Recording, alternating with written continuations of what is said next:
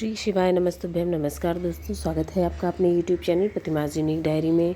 दोस्तों, इस वीडियो में चतुर्थी तिथि के दिन आपको कौन से उपाय करने चाहिए उसके बारे में आपको बताने वाले हैं। 4 छोटे से बहुत आसान से उपाय हैं, वो उपाय आप करके ज़रूर दे सकते हैं। इस बार अगहन मास में चतुर्थी तिथि अभी पड़ रही है गुरुवार के दिन, और थोड़ा सा इसका रहेगा शुक्रवार के दिन। तो दोनों दिन आप ये उपाय कर सकते हैं, शुक्रवार के दिन भी और गुरुवार के दिन भी आपको कर लेना चाहिए।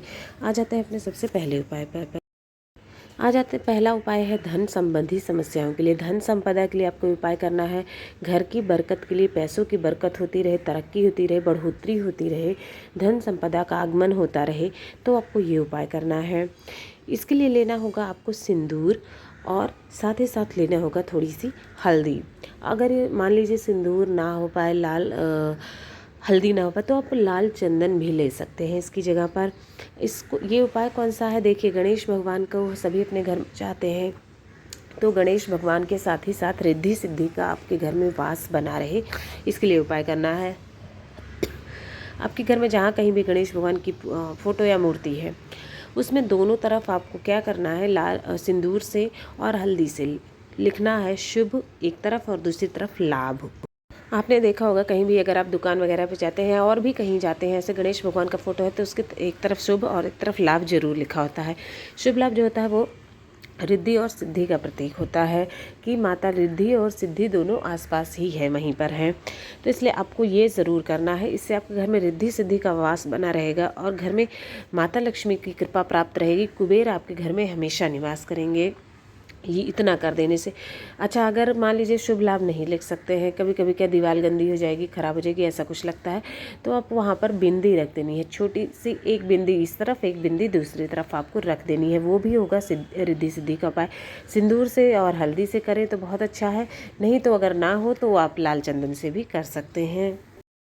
ये तो हो गया पहला उपाय धन संपदा के लिए। अब आते हैं हम अपने दूसरे उपाय पर, जो कि है बीमारियों के लिए है।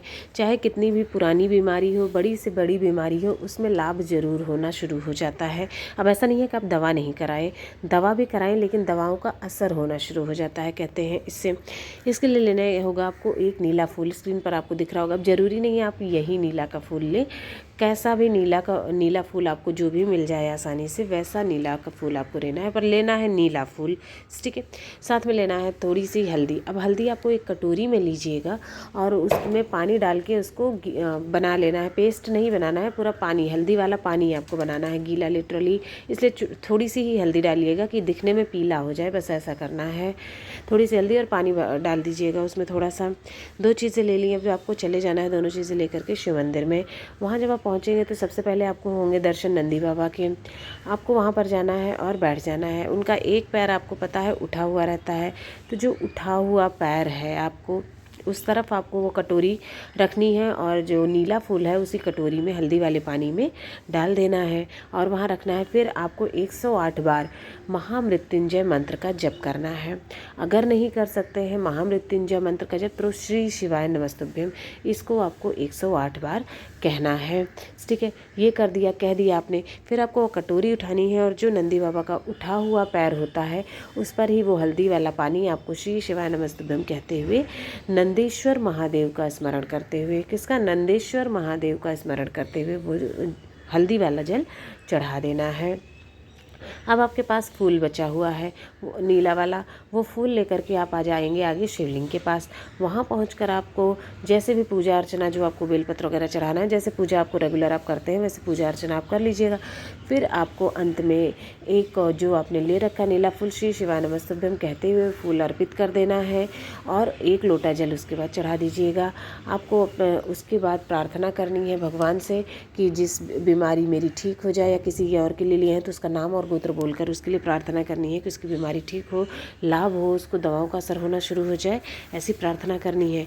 वहाँ से फिर आपको वो नीला फूल लेकर के वापस आ जाना है घर पर।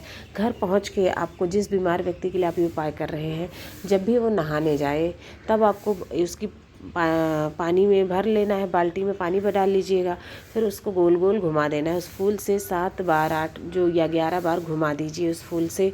उसके बाद उसको ले जाके किसी भी पेड़ के नीचे रख सकते हैं। किसी पौधे के नीचे, ऐसे मत फेंक दीजिएगा उस फूल को, किसी पेड़ के नीचे रख दीजिएगा।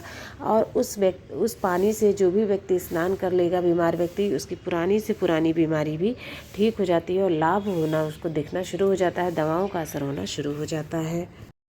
तीसरे उपाय पर आ जाते हैं। तीसरा उपाय भी है धन संपदा के लिए, बुद्धि ज्ञान विवेक के लिए ये उपाय आपको करना है। इसके लिए लेना होगा आपको 5 दूर्वा, ठीक है, ज़्यादा नहीं, सिर्फ और सिर्फ 5 दूर्वा। और ये दूर्वा लेकर के आपको चले जाना है किसी भी गणेश मंदिर में।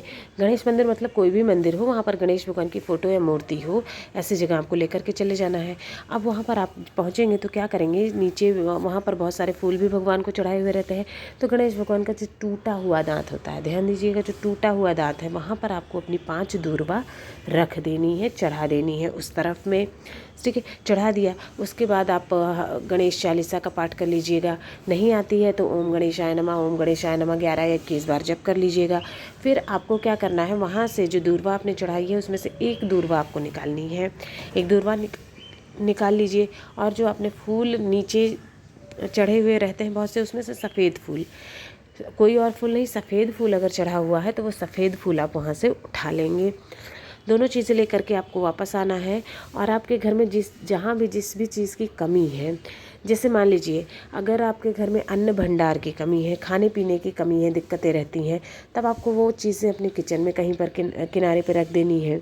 अगर आपके घर में खेती अनाज नहीं उगता है खेतों में, तो आप उसको अपने खेतों में ले जाके कहीं दबा सकते हैं। अगर आपके घर में धन संबंधी समय है, माता लक्ष्मी की कृपा नहीं होती है, धन का स्थायी वास नहीं होता, पैसों की दिक्कत बनी रहती है, टिकता नहीं है, तब आप उसको अपनी तिजोरी में जहाँ पैसा रुपया रखते हैं वहाँ रख दीजिएगा।